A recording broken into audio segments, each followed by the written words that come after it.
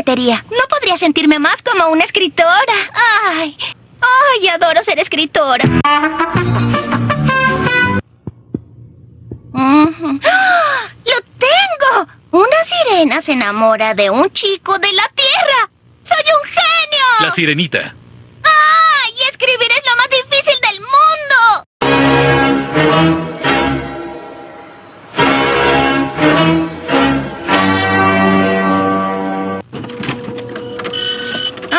¿No te importa que imprimamos aquí nuestro libro? Sí, solo una charola de salida de tipo profesional resistiría el peso de nuestro manuscrito.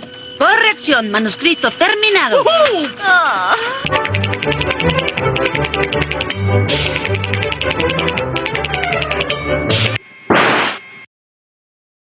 La idea de que en la literatura fantástica la verosimilitud se consigue con un solo elemento excepcional y el resto con elementos convencionales choca con lo que hacen otros escritores de literatura fantástica como son los autores del realismo mágico. Una breve visión de la obra de García Márquez o de Rulfo podría mostrar más de un elemento fantástico. Para no ir más lejos, recordemos que en 100 años de soledad las vírgenes son remontadas a los cielos por las mariposas. La naturaleza llueve torrencialmente durante 2 años seguidos. Hay un gitano que escribe anticipadamente todo lo que habrá de ocurrir, etc. La verosimilitud perfectamente conseguida en el realismo mágico no parece ajustarse a la receta antes dada. Sucede que la estrategia de verosimilitud es distinta. Aquí la aceptación del lector se provoca más bien imprimiendo al texto una velocidad tal que impide que el lector pueda formular ningún reparo y haciendo que todo lo extraordinario nunca sea tomado como anormal. La velocidad a la que nos referimos no depende de la puntuación, que da ritmo y a veces obliga a leer de manera precipitada, sino ante todo de la acumulación de acciones, ideas, historias que se suceden sin dar tregua al lector. Al lector de realismo mágico le ocurre lo mismo que al de cuentos de hadas. Recibe tal cantidad de impresiones que, materialmente, no puede detenerse a considerar la validez o invalidez de ninguna de ellas. Ante los cuentos de hadas, dice Italo Calvino, los niños suspenden su natural gusto por interrogar acerca de todo debido a la cantidad de acciones que se suceden. No pueden formular su propia pregunta. ¿Por qué? Pues son acribillados por un aguacero de acciones. Bastaría con revisar cualquier cuento de hadas para percatarnos de que no existe relación lógica entre un acontecimiento y otro, que no hay relación entre el hecho de que una princesa esté dormida y que su padre, el rey, ofrezca su reino y la mano de su hija a quien consiga despertarla, y que tampoco hay relación entre la enfermedad de la princesa y la rosa azul que se esfuerza a buscar al otro lado del mundo luego de vencer innumerables obstáculos. Lo que da su verosimilitud a los cuentos de hadas es la acumulación de acciones que contienen.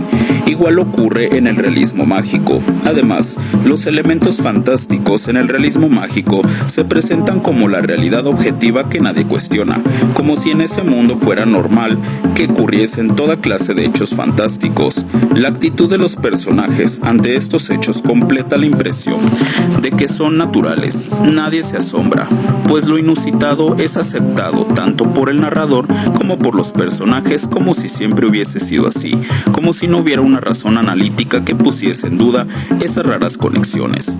Narrador y personajes comulgan con el pensamiento mágico y no con la razón occidental. Es precisamente esta actitud de naturalidad ante lo extraordinario la que instaura la verosimilitud de ese mundo diferente. El lector admite esas reglas, la incredulidad del lector es puesta entre paréntesis, y no como en el caso anterior visto valiéndose del artificio de contrarrestar los reparos del lector adelantándose a ellos con la duda que algunos de los personajes se plantea, sino precisamente con estrategia contraria. En el realismo mágico, el lector experimenta la impresión de que en ese mundo enrarecido la razón analítica no tiene pertinencia. Más allá de la proporción que pueda darse entre lo fantástico y lo convencional, o de la naturalidad de lo objetivo y subjetivo, hay una nota que a mi juicio resulta lo único contundente para entender la verosimilitud. Esta nota la ha planteado Denis de Rochemont en su obra El amor y Occidente. Occidente, y tiene que ver con el deseo que el lector siente de que existe el mundo, la historia que el escritor propone. Las incongruencias de Rashomon descubren la leyenda de Tristán e Isolda, lo llevan a la conclusión de que por muy desnivelada que sea la proporción entre lo convencional y lo fantástico, o por muy lenta que pueda resultar la literatura por la escasez de acciones, o por muchas contradicciones que el texto contenga, lo que básicamente despierta la aceptación del lector es el hecho de que el escritor propone lo que el lector quiere creer. La leyenda de Tristán e Isolda es particularmente ilustrativa en este sentido, pues como el lector desea lo que esa historia propone, no presta importancia ni siquiera advierte las graves contradicciones que la historia contiene. Como se sabe, Tristán e Isolda son una pareja de adúlteros celados por el rey, quien sospecha que su esposa le es infiel. En algún momento, para despejar sus dudas, el rey decide someter a Isolda a la prueba de fuego sagrado. Para ello, Isolda debe trasladarse a una isla donde está el templo que guarda dicho fuego. Solo quienes dicen la verdad pueden poner las manos al fuego y no quemarse. Isolda jura no haber estado nunca en brazos de otros hombres que no sean su marido y el hombre que minutos antes la cargó al bajarla del barco. El barquero obviamente es Tristán disfrazado. Gracias a ese ardid, el fuego sagrado no quema las manos de Isolda y su fidelidad queda aparentemente comprobada. La contradicción implícita es que Dios, garante de ese fuego, al no quemar las manos de Isolda, se convierte en un dios alcahuete, pues se presta a la burla o, lo que es peor, es un dios estúpido, pues no la descubre. Sin embargo, ni esta contradicción, ni las muchas otras que el texto contiene, han minado la aceptación de la leyenda, por lo que, como dice Rahman, los lectores, al desear que esta historia ocurra, corrigen sus contradicciones o las pasan por alto porque, a toda costa, la quieren aceptar. La idea del deseo como condición de la verosimilitud e incluso de la verdad viene del filósofo Francis Bacon, quien en su obra Novum Organum la dejó establecida de la manera más contundente. El espíritu humano no recibe con sinceridad la luz de las cosas, sino que mezcla a ellas su voluntad y sus pasiones. Así es como se hace una ciencia a su gusto, pues la verdad que más fácilmente admite el hombre es la que desea. Como puede apreciarse, esta afirmación es realmente uno de esos garbanzos de a libra que solo cada 100 años ofrece la filosofía. Pongo como ejemplo una ucronía por parte del escritor Óscar de la Borbolla, que ha podido comprobar esta regla, pues trabajando con lo increíble y además presentándolo en un espacio informativo, ha conseguido no solo que lo inadmisible parezca verosímil, sino veraz. A continuación, se presenta una de las ucronías que tuvo un especial impacto en la opinión pública cuando fue publicada en el periódico Excelsior, que se llama Volvió de la muerte. Estuve muerto durante 30 días, declaró en entrevista exclusiva el hombre que más ha conmovido a la opinión pública en las últimas semanas y que fue, como se sabe, el protagonista del sorprendente caso de resucitación que habrá de modificar la mayoría de las creencias religiosas y científicas de nuestro tiempo. También, en esta ocasión, el revivido se negó a revelar su nombre, argumentando, una vez más, que no desea que su familia cobre notoriedad por tan triste suceso. No quiero ser famoso por este lamentable estado, dijo señalándose el cuerpo.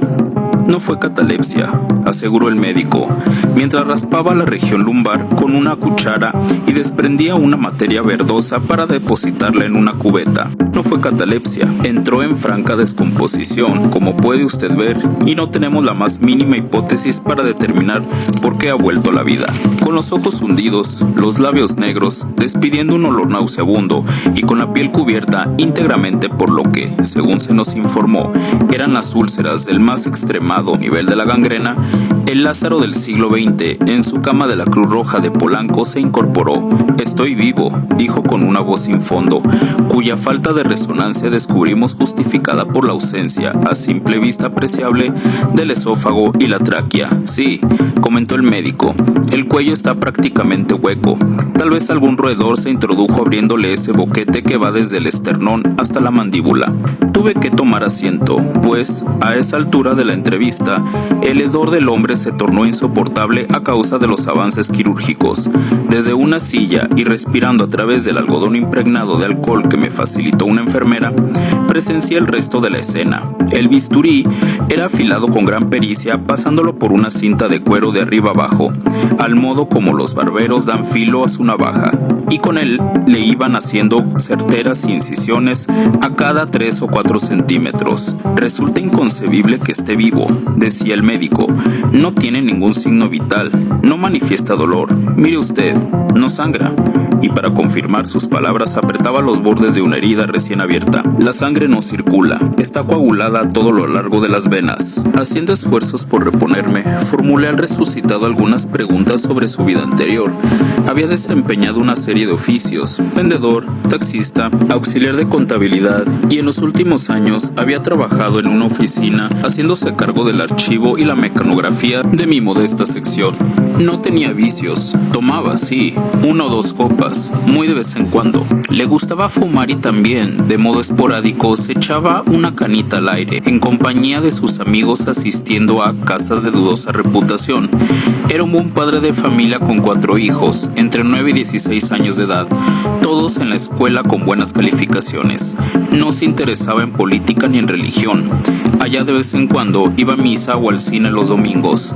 Era aficionado a los pronósticos deportivos, a la lotería y a las rifas, pero pocas veces había sacado reintegro y, en una ocasión, unas corbatas. El resucitado contó la forma en que había muerto. Me venía sintiendo mal y me metí en un lote baldío para volver el estómago. Ahí me dio el infarto del que dicen que me morí. Me quedé ahí, tirado un mes, hasta que solito desperté y me fui a mi casa. Cuando mi mujer me vio, toda asustada me llevó al doctor y luego me trajeron aquí con gran escándalo. Pero yo me siento bien, les juro que me siento bien. El médico interrumpió al pobre hombre para enseñarme su nuevo descubrimiento. Por una fisura que había abierto sobre el muslo del resucitado, salían centenares de larvas que hormigueaban en el interior de la pierna. Comenzaron a saltar hacia todas partes asustadas por la luz, desesperadas, perdiéndose entre las cobijas, bajo la cama, por las ranuras del piso o por otras fisuras de la misma carne del paciente. El resucitado empezó a llorar, al menos eso parecía, pues sus esfuerzos eran infructuosos. Estoy todo podrido, dijo, llevándose las manos a la cara. Quisiera regresar a mi casa, regresar con mis hijos. Gemía y gritaba hasta que el médico me pidió que saliera del cuarto.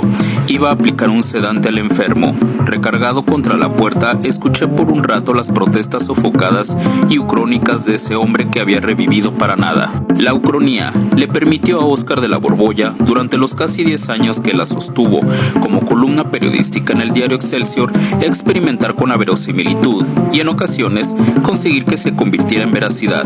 En repetidas ocasiones, los lectores tomaron los textos de Óscar de la Borbolla como reportajes fidedignos y provocaron verdaderos escándalos que en muy poco tendrían que envidiar al que causó Orson Welles con aquella transmisión radiofónica en la que se difundió la noticia de que los marcianos estaban invadiendo el planeta. La ucronía volvió de la muerte, reunió en la Cruz Roja de Polanco a centenares de curiosos que pedían ver al muerto, y también, por aquellos días, Óscar de la Borbolla recibió docenas de llamadas de sus colegas periodistas que, a cualquier precio, pretendían obligarlo a compartir con ellos sus fuentes informativas. Su carrera de infidente había comenzado, pues el gusto que despertaban en él los resultados de credibilidad de los lectores le llenaban de un extraño orgullo, ya que significaban que había conseguido transformar la verosimilitud en veracidad. Uno de los momentos más altos de esta empresa lo consiguió con la ucronía llamada Sótano en el Templo Mayor, que se publicó el miércoles 3 de febrero de 1989 y que produjo unas reacciones desmesuradas. 47 cartas dirigidas al director del periódico Excelsior y que fueron publicados a lo largo de 6 meses en ese mismo diario. La retransmisión de la noticia a través de la televisión y la radio y cientos de felicitaciones de otras tantas personas igual de pícaras que el mismo Óscar de la Borbolla representaron su mayor presea en su carrera de periodista ucrónico. Ahí cobró conciencia del poder con que cuentan los medios masivos, no para comunicar la realidad, sino para producirla. pues en aquellos meses consiguió que un cuento se volviera no solo noticia nacional, sino el tema de conversación del pueblo de México. Es difícil que un escritor alcance ese prodigio de ver que una de sus historias cobre vida, se le escape de las manos y avance sola en el mundo alimentándose de la fantasía de los demás. Todavía hoy, a tantos años de distancia, se encuentra con taxistas, secretarias, médicos y periodistas que le platican de aquel hallazgo espeluznante y, cuando trata de sacarlos de su error confesando su autoría, es desmentido desde la fuerza de un convencimiento que lo hace sonreír. El texto de la Ucronía, Sótano en el Templo Mayor, lo veremos en el siguiente video.